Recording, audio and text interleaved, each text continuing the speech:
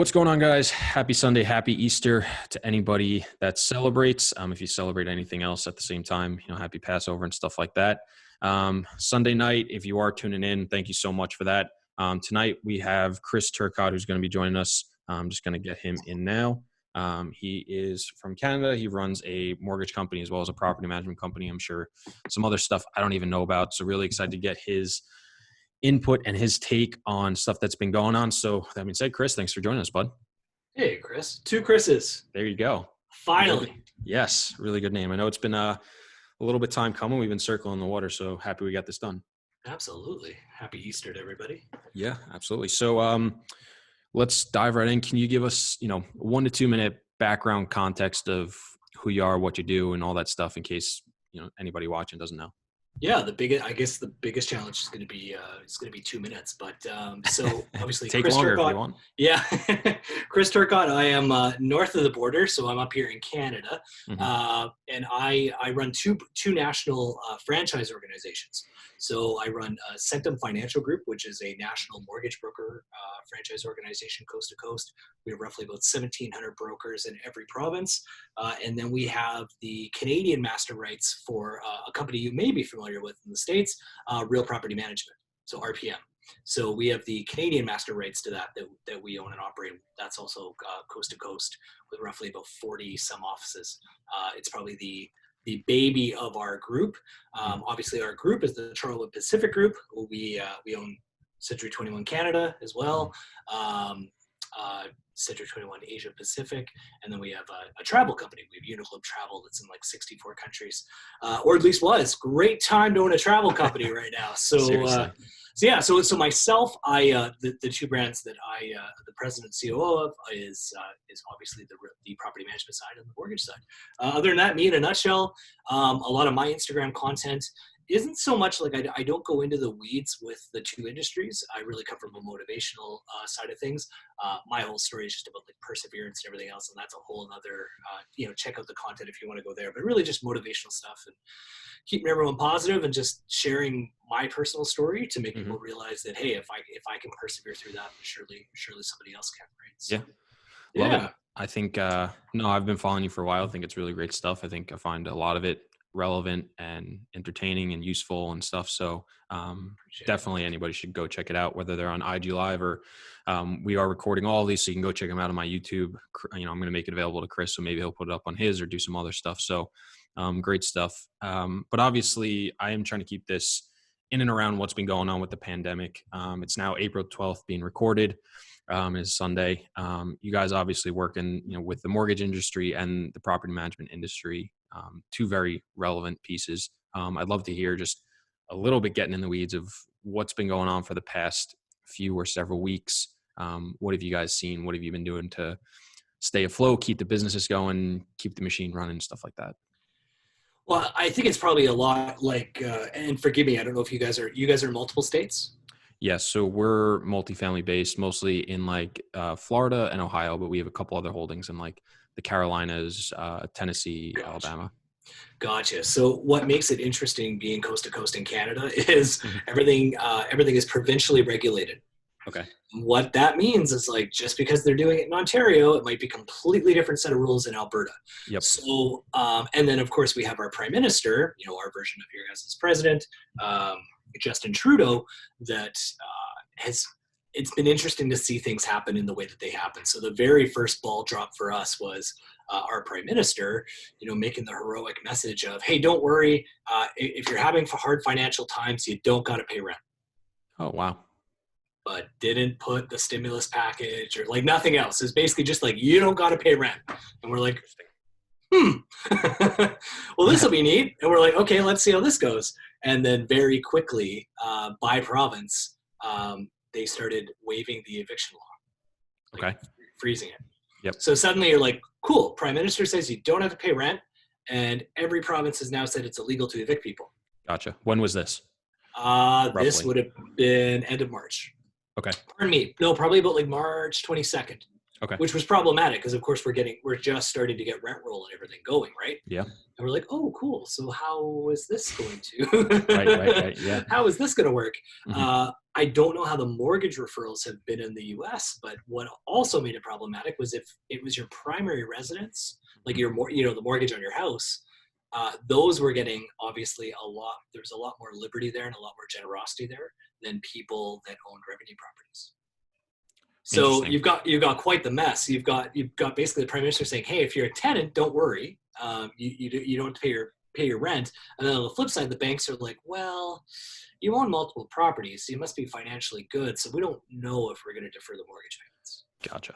And I think that perfectly kind of sets the stage for our poor property managers that are stuck in the middle, right? Yes. Yeah. That does not sound as good as I think the U.S. and a lot of our states have done. Oh, it was, and what made it so what made it challenging for us was one province at a time, right? Yeah. And Same. it was just Yeah. you got a dozen balls up in the air, and you're like, okay, we think we've got this figured out. Oh crap! Look at what rule they just passed in this province, and Mm-hmm.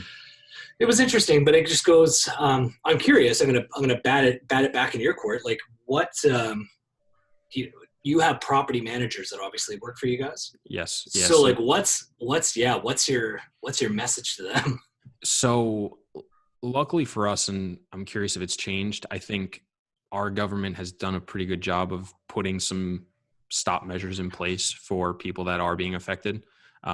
So not only did they created the stimulus package, part of it was, I think every adult up to certain like income levels, but fairly high. I think our median income is about 50K, give or take, Okay. 60K. I don't know what the conversion is, but and Oh, I to think Canadian, like 300,000, no big deal. But then I think it was like up to 75 or up to 90,000. If you were under that threshold, you would get $1,200, one-time payment, take it and go. For every adult, $500 for every dependent. So kids and stuff like that. Okay. And then what they also threw in was not only can you file for unemployment, if you had already filed for unemployment and it ran out, you could refile for unemployment because of this. And then what they also said was not only would you get normal unemployment, which I think the average is like 50% of what you would have gotten beforehand, but it's different across every state. So they kind of averaged everything. And I think it's like roughly 50%. Then they also said, okay, that median income is like 50, 60K. What's the difference between the average unemployment you normally get and that amount? And they said $600 a week. So now if you file for unemployment because of this, not only do you get the normal unemployment, now you get an extra $600 a week. So you get a top up, essentially. Yes. And what's interesting is that if you are in the threshold of you're lower than that median income, you're actually going to make more than you were working for the next 4 months. Oh yeah. Because if you were making 30,000, you might be getting 15 and you're going to get an additional $600 a week. And then all taxable, I assume. I believe so. Yes. I think it still falls under that it's taxable. Gotcha. As it usually is. To be honest, that's the least of our concerns right now. It's just making sure people have money to pay rent. But what happens is if you're making 100,000, now you're going to be below where you were. Right. Fortunately for us, most of our stuff is in the B, mostly C class stuff and B. And I would say our average rent per month is $750 across our portfolio. Oh, so, wow. Okay. Yeah, so we're in a much lower space, which is great for that because most of our workers most of our tenants will qualify just on the extra 600 bucks alone. The problem has been the infrastructure isn't there to process all these unemployment claims. So, we've had close to, as of this past Thursday, it's now up to about 17 million people have filed jobless claims and they just can't process it. So there's going to be a backlog and people are going to, I've heard people making hundreds of calls a day, like hundreds, and for multiple days before they can get through. And I've also heard they get the normal unemployment fairly quickly, but the other extra 600 is backlogged. So that's the problem we're running into right now where it's, all that stuff is there. We have the same thing with the eviction moratorium. I think it's like 3 or 4 months, depending upon where it is on average. A lot of the lenders at first did not want to do deferrals for investment properties and commercial properties, but now they've said we will as long as you can prove it. A lot of the property management software that we use have moved very quickly to add in new tags and filters where you can easily say This person came in, proved it was because of coronavirus. Oh, nice. You can add like the bad debt line items as tagged as that. So when the bank asks for, this month, hey, we need you to prove, it's just Right. export and send. So that's been pretty good. So what are you guys using for software? We use Appfolio. yeah, so it's a couple different ones. We have a few different property management companies. So we have a team for Florida, we have a team for the Midwest, and then we have two others, one in Alabama, one in the Carolinas. We've actually stopped buying in those other areas. That's why most of our portfolio is in Ohio and Florida right now. I would say 75%. One uses a property, a company called Resman, and the other one uses OneSite. Gotcha. So they've both implemented it pretty quickly. So that's super quick. Yeah. Well, and therein lies, this is a whole nother call probably, but technological innovation at a time like this for our sector, because a lot of people don't realize, or at least in Canada, and I'm curious to see if it's the same in the US, but our friends with real property management in the US seem to allude to this, is like technology for the property management sector is in the dark ages compared to like what realtors have access to. I can't say to that because I'm not really in the realtor space and I'm not day-to-day hands-on with some of this stuff. I do know sometimes we get a little frustrated that we can't always get the information we request from our managers, and they kind of have to jerry-rig the system a little bit. Right. But when I use it, I wouldn't say it's, the dark ages per se, but I don't have that comparison to go to. So it's tough for me to say. But it's funny you brought that up. I actually did, we spoke about it on podcast, did a post that one unintended consequence of this is that all real estate in this space, especially in our space, which does lag behind on the implementation of technology, is being forced to implement it going forward for your tenants, maintenance, leasing, property management, all that stuff. So where like, I know I'm fairly tech savvy and you give me a new program to use, I can figure it out pretty much fairly quickly. I know a lot of people are not like that. And they struggle big time. So this is going to help with some of that going forward. And I think a lot of people that were reluctant to spend time figuring it out now have had to figure it out, and they're going to be like, oh, wow, I should have done this a long time ago. So I do think it's interesting you brought it up. One good spin that you can kind of get out of this so far. I'm sure there'll be some others. Oh, this is where leaders in our kind of industries, everyone, it's a true like Darwin effect, right? Like you have a perfect opportunity where it's time to level up. So yes, if you can make it through this, and that's what we're telling our frontline property management franchisees and our mortgage franchisees, is just, listen, it's going to slow down. Now, unfortunately, the property managers have turned into glorified, payment processors and deferral processors and everything else. But especially on the mortgage side, and once we get a rhythm in this, if this lasts a few months, the property managers will have more time.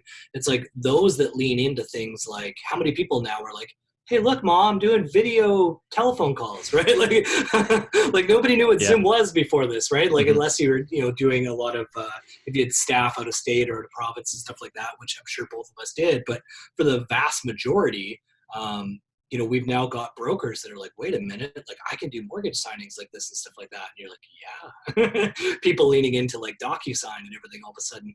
So the people that I think from a leadership standpoint, the more you can guide and support your property managers through something like this, imagine the level up that they're all going to do once we get out of this. So it all just comes down to like the attitude you decide to bring to it, right? Like I just picture I'm going to have a bunch of social media experts by the end of this, because they're all diving into social media. They're all shooting video content for their social media platforms. They're sending actual like videos through BombBomb and stuff to property owners and to mortgage clients for the first time ever. None of that, even though they've been in business for a decade. So yeah, I think there's I think the whole industry as a whole could really level up through this. That's what I'm most excited about. Yeah, I know even from like I'm going to flip around where even from my side I rent a place in New York. So I live in Brooklyn. Now I'm out east on Long Island. I know now it's like they forced everybody to go to like virtual tours and like video tours. I've never understood why that wasn't a thing. Like if I was an agent, I'd be taking videos of every apartment I do. It takes 1 minute. You walk through, you just do something. I've never understood it. And I've always been like, if you could be like this funny, quirky person that did that on social media or whatever, and you could like do that. I was like, I know that agent would kill. Everyone would think they were 100%. weird for 6 to 18 months, but they would kill it. But in New York, you also don't necessarily need to do that, right? Apartments fly like it's crazy. So it's just extra work, but they've started doing that. And I'm like, wow, like this could be a new thing that people do. So I think that's really, just an interesting part I've seen, just even from the flip side. But it all comes back to, we can't do anything about the hand we've been dealt. So innovate. Yeah. You know what I mean? Like, you can fight it, but you're going to lose. Yeah. So why not lean into it? Yeah. Well, I'm curious to hear from your standpoint, but from us, we do, like I said, 2 to 5 transactions a year, at least on the buy side. On the sell side, it's as stuff comes up. But those transactions take several months. So we always have a deal or possibly a few going at the same time. And obviously now this has made it almost impossible to buy something, because when we buy something, we go walk every single unit. We walk the entire property. We want to see everything. We want our maintenance team out there. We want our contractors out there, even before we go to contract. And then after contract, we want to do it, double time. That makes it very tough for us to do it right now. I'm not walking 200 units. I don't know who the hell is, especially with this stuff going on. So you mean you don't want to buy a 200 unit development sight unseen? Come on. Exactly. Sounds like a great idea. So it's like, for now, we kind of looked and said, look, we've got nothing really going on. We are closing a deal that has been ongoing for the past few months next week, supposedly on Tuesday. So fingers crossed that goes well. We are in the process of selling 2 properties, but those both got extended for at least a month. I think the other one got extended for 2. So besides that, it's like, there's not a lot of business for us to do. Besides, our focus is obviously maintaining the deals we do have, making sure collections are good, making sure people are paying if they can, getting people help if they can't, putting, plans in place to help them get back on their feet and all that stuff. But we kind of looked and said, like, what are we going to do for the next few months? Like, there's only so much sitting in New York we can do to help our properties perform to the best of their ability. There's only so many hours we can spend. Otherwise, you're just beating a dead horse. So we said, all right, let's just take a step back. Let's look at some of the things we've thought about doing for the past few months or years that we've wanted to implement in the business.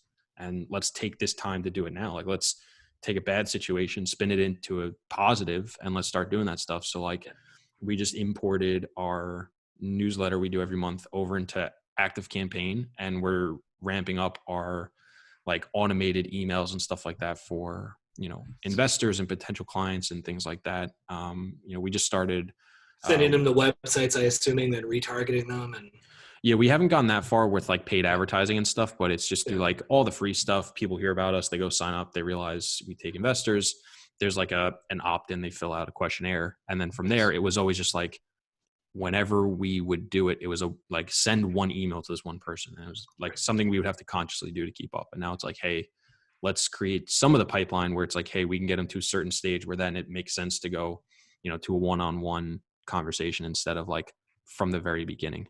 And then we've been working on other things like a task manager platform, just like, especially now where nobody's next to each other, making sure everybody's staying on top of things. So stuff like that. Have you guys ever looked at Rike? No, what is that? WIRKE. So it's task and process management that specializes in property management. So Gotcha.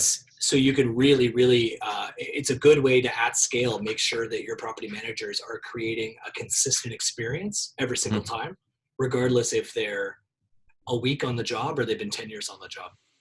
Interesting. And it guides them through like with notifications and everything, right? So it's like lease signed, they'll automatically get a notification of what happens next, so on and so forth. And it creates that McDonald's effect, right? Like, no matter who you put at the station, you're going to get the same burger every single time. Yeah. Remind me. I'll message it to you. I obviously I got my eyes open to it when I took the helm at RPM, and I was just like, wow, it's quite the process. I want to dive into something you had mentioned that between New York and the fact of like, what do you do with your spare time? It just reminded me. Every week is like the longest week of our lives right now, and I thought too, and I was like, wow, that was just Monday. So I don't know if you caught it, but like a Monday, Gary Vaynerchuk and I did a little one-on-one like this.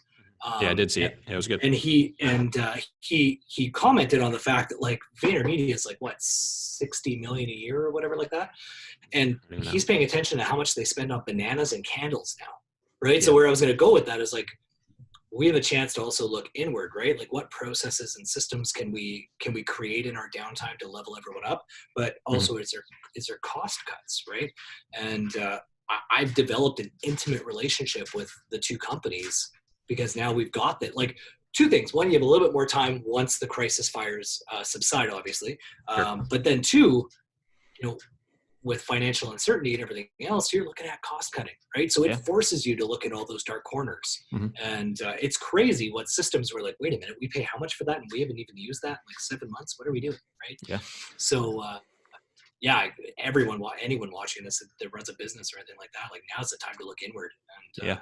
Even personally too, right? If you're, got some uncertainty, you're not sure if your job's there or not or whatever, I'm sure there's, I know for me, there's 3 things I could cut right off the bat. I pay for this fucking Fubo thing for streaming. I pay for HBO, which I never watch either of them. I only signed up for Fubo because we don't have cable, and it's the only way I could watch the Knicks play. So I was like, all right, $60 a month, that's worth it for me. fair, yep. And then now they're not even playing, so it's like can't even watch them.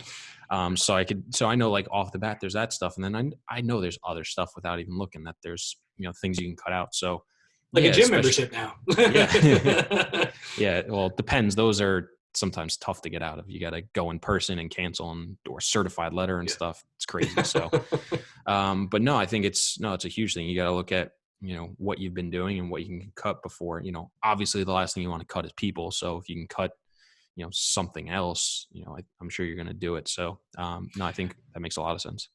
So you and I agreed on something, getting back on the topic of like what's happening in the property management landscape. I dove in, and forgive me, I don't remember the gentleman's name. When I dove in on that, your last live there, Yeah. I can't remember the gentleman, and you guys were talking about, you thought next month was going to get a little bit better, and he thought it was going to get worse, Mm-hmm. I believe.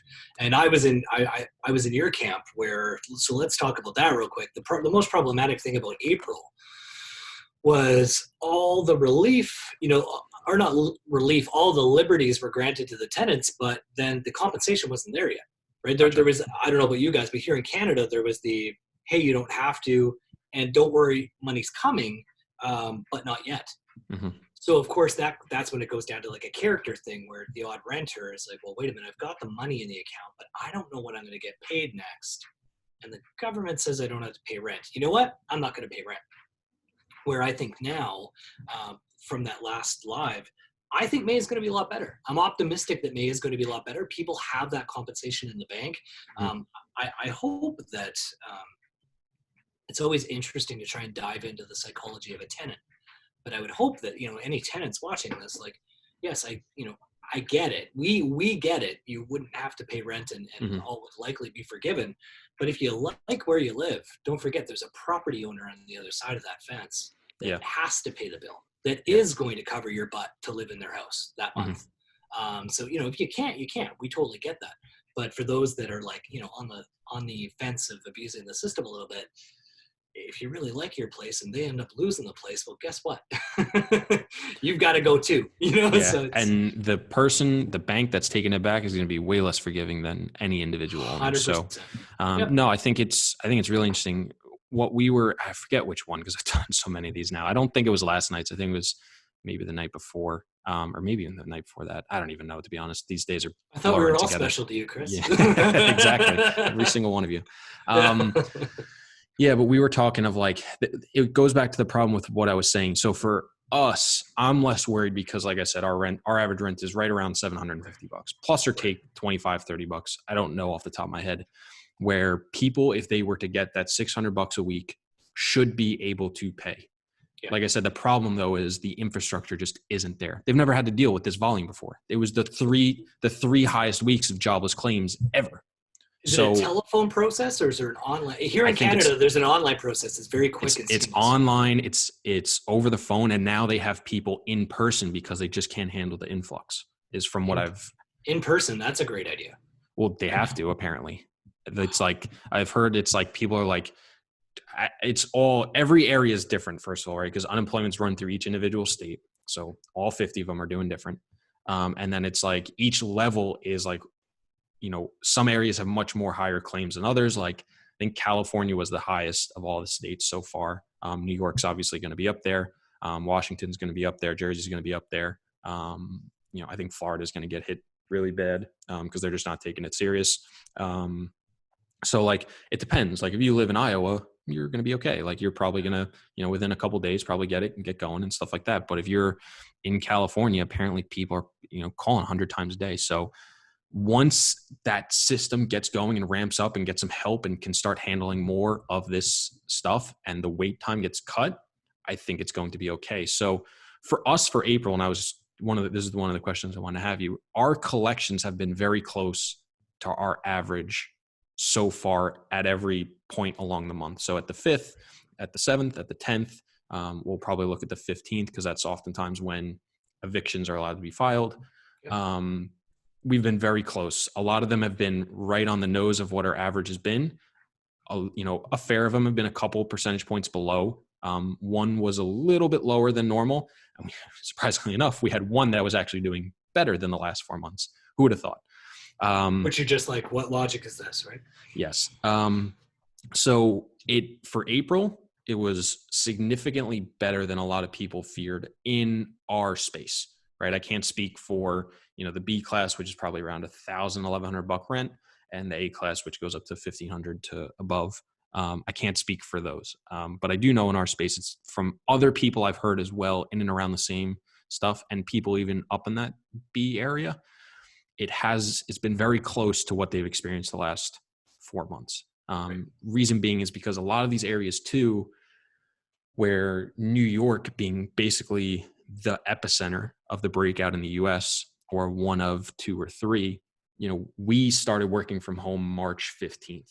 So that was almost a month ago. That was when we decided. And it was still like, we weren't sure. We were talking about it and we were like, nah, let's do it. Like, it's the right thing to do. And then by the end of the week, we were like, that was the right call. It was the right thing to do. It was like everybody was working from home the next week. Like that was it. So I know like a lot of other areas trailed by like a week or 2 compared to us. So like some of these places are just starting to get into like the upswing. Whereas we are, I don't know if we've reached the peak, whether we flattened or not, but we're damn near close to it if we haven't already. So some of these places are a little bit behind. So for us, not being in New York, a lot of people were still working. I mean, far majority of our tenants are not unemployed. Right. We did a survey. Our at-risk tenants on average across our portfolios was around 18% of our tenants. So even if all of them filed for unemployment and didn't get a nickel, you would assume the other 88% should still be paying as normal.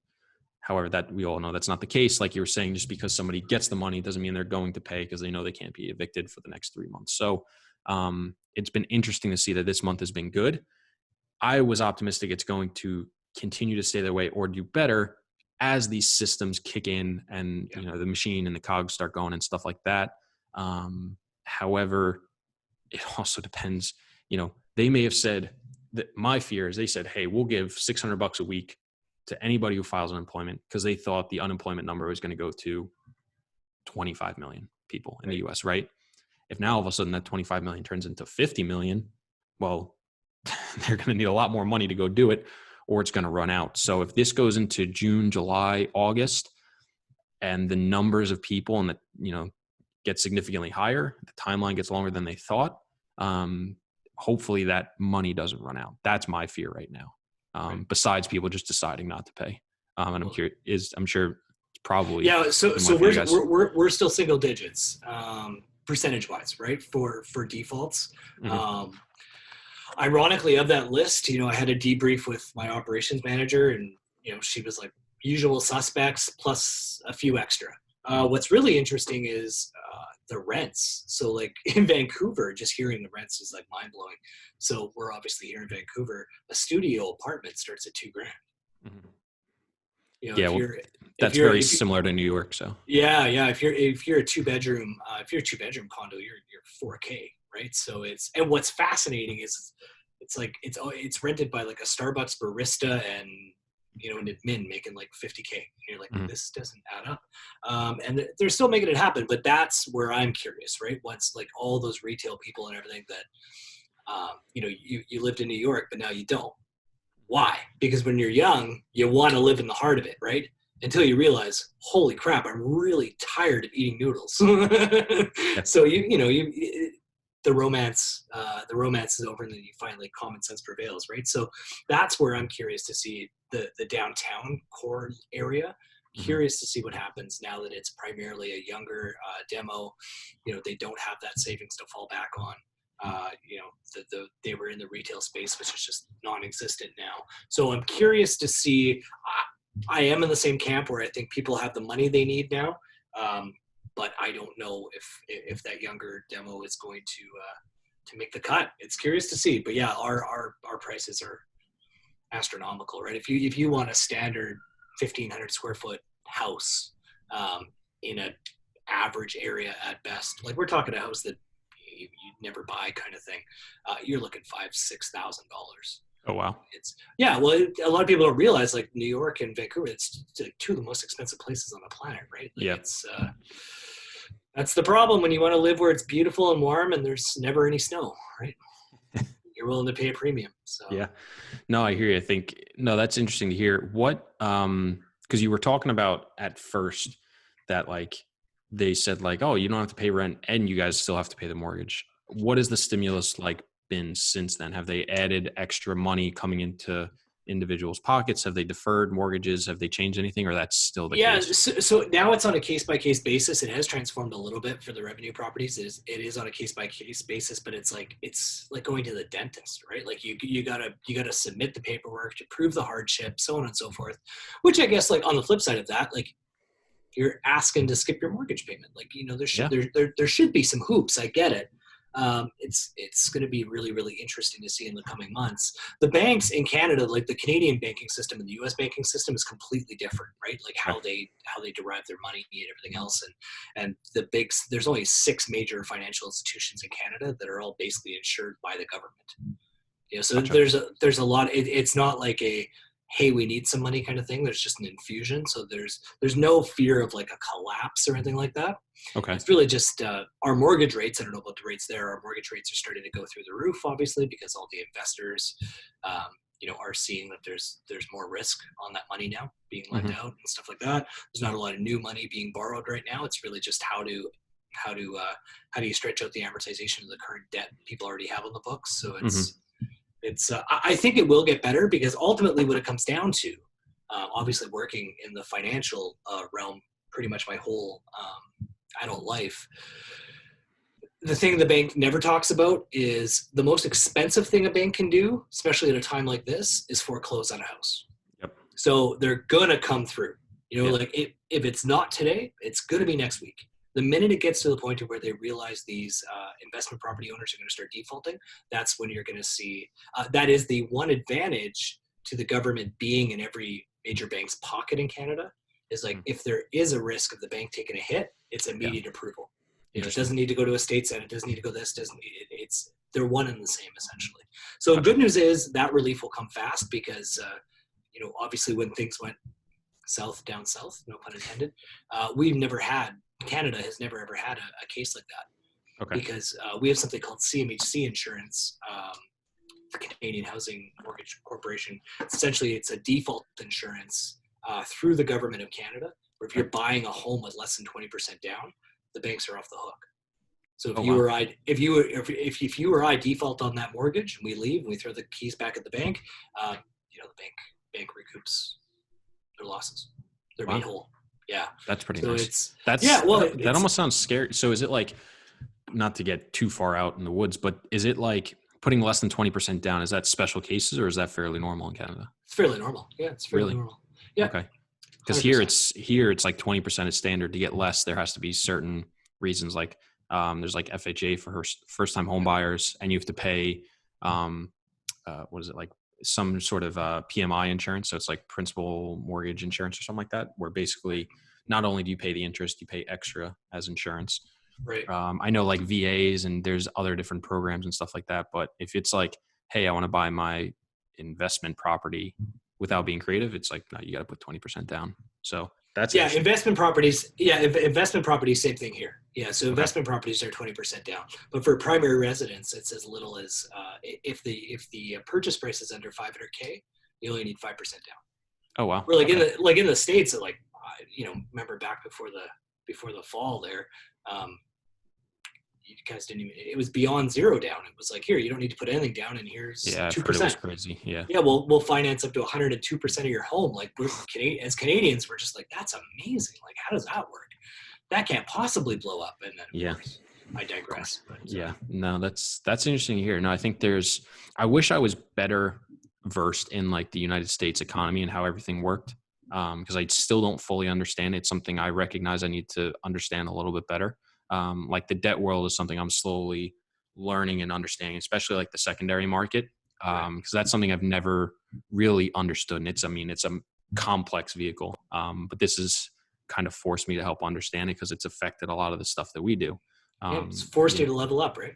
yeah, exactly. No, so hopefully we'll have to have this conversation in a few years when I understand it a little bit better, and we can compare U.S. versus Canada a little bit better because I think there's probably some interesting intricacies between the both setups. But no, I think that's really interesting to hear from the personal side because I always want to hear how like different areas are doing it. You touched on a little bit, but how has it been in your area? Like, have things been crazy? Have they shut stuff down? Is it social distancing? Yeah. Oh, yeah. Everything except basically except grocery stores, hospitals, and pharmacies. That's it.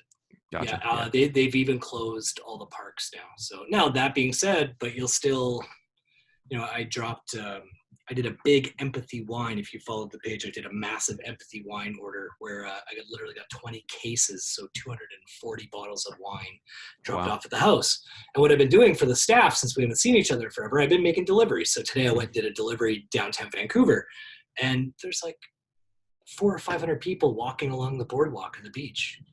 And you're just like, Yeah.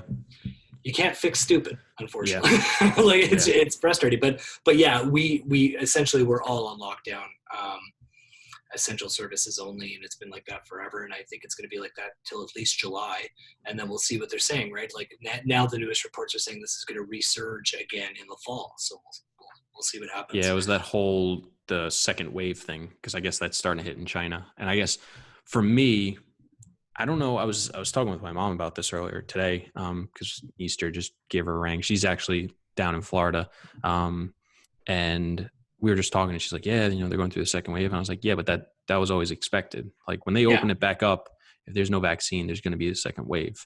Like the whole 100%. point of this was just to, there's that threshold of what the hospitals and emergency services can handle. And it was if we didn't do this, we would have blown through the roof and mortality rate would have doubled or tripled. And that's basically what it was. And I think people are forgetting that this is not going to end necessarily. Like the disease is still going to be there for 12 months, 18 months, whatever it is, until we get a vaccine, and then going to take time to do that. But there's still going to be that, second wave, people getting sick, social distancing aspect, even if they open everything back up. Because this was just to help keep that under the threshold or as low as possible, as quickly as possible. So it's interesting to hear that, what's going on and stuff like that. I know for us, they've shut down a lot, but a lot of states like Florida has declared churches as essential services. So people can go to mass today. 100, 200, 300 people in the same room, close together, packed together. Yeah. Drinking from the same cups, eating from the same bowls as they do communion. So that'll be different. Apparently, I believe Alabama or a part in Alabama refused to shut down. They said everybody go to work. So yeah, it's very, very much where you were saying like area by area, stuff like that is treating it very different. Like I was talking to my buddy Hakeem in St. Louis, and he said people are not really taking it as serious as some other places that they've only just started. But also, I remember some of these places haven't really been hit yet. Not an excuse not to do it, but it's different when you hear about, New York getting hit and you live in, middle of Missouri or wherever it is. So it's well, with travel and everything too, right? So not a lot of people going from New York to Missouri. Yeah, it's a crazy time. Crazy time. But awesome. good show, man. Well, I'm getting heckled from the it is Easter after all, and it is 20-6, so I smell the ham. Oh, nice. There you go. Yeah, I'm gonna start getting to the doghouse. I would love to do this again because I feel like you and I could have went like a couple different directions. So no, hopefully absolutely. it's an open invitation. We could, I'm always down. I'm always down to clown. So whenever we'll have to do it, we'll do it on your side next time. But yeah, I think this was great. Very quickly, if anybody does not know where to follow you or check you out and stuff like that, obviously anybody on IG can just tap the bubble and go follow you. But for anybody watching on YouTube or Zoom, where can they follow you, learn more about you, stuff like that? So I got the same handle pretty much everywhere. So the at Chris Turcotte _ only because somebody has Chris Turcotte no underscore, and we've tried to reach out to that person. They don't use any of their social media platforms, but they're sitting on that handle. But yeah, at Chris Turcotte _ will get me on. Will get me on Twitter, Instagram, TikTok, Facebook, everywhere. It's the cool thing that people never believe until they try it is I'll literally get hundreds a day. I answer every single DM. Always have, always will. So people can ask questions, and I'm always there. Love it. Awesome. You got any final thoughts, words of wisdom, advice for anybody listening at this time? I think the biggest thing, so two things. One, be kind. You know, like it's here in Canada, we have Tim Hortons, right? Which I don't know if you guys have down there. But Tim Hortons is like our national coffee place. And I went there 3 times today, right? And, you know, be kind to people. I saw somebody going off at a person at the drive-through window, and they're at the drive-through window where they're now behind plexiglass. There's only a hole this big. Like, get your head out of your ass. You know what I mean? Like, you think these people want to go to work for minimum wage? Yeah. It's because they have to. And guess what? You haven't gone to work in 3 weeks, and they're there handing you your coffee so you can still have your coffee. So really just be kind to everybody. You know, like, and keep in mind that if somebody's working front line of a drive-through or something like that, it's probably because they have a family to feed and they're not comfortable about having to go to work. You're not comfortable about stepping in a grocery store. Imagine them standing, dealing with cash and everything for 8 hours a day. So that would be the number one. And then number 2 is just gratitude, gratitude, gratitude. I can't stress that enough. Like it's, I've got some friends and I've got, you know, some employees and stuff like that are a little bit down on the dumps, but you know, if you got a roof over your head, you still have your job, you got food in the fridge, you know, you got 3 really, really important things to be thankful for that unfortunately some people out there, even in North America, don't have 1 or 2 of those 3 things. So take time in the morning to just breathe that in, you know, and that, I think you'll notice the attitude of your day just improve. You know, like we're not going anywhere. We're all going to be stuck behind closed doors for a while. So just exercise gratitude and be kind. Be good to one another. Love it. Chris Turcotte, thank you very much, guys. Thank you so much for watching. If you're on IG Live, this will be up on YouTube either tonight or tomorrow. If you're watching on YouTube, be sure to go check him out. Thanks so much, guys, for watching. Awesome. Thanks, Chris.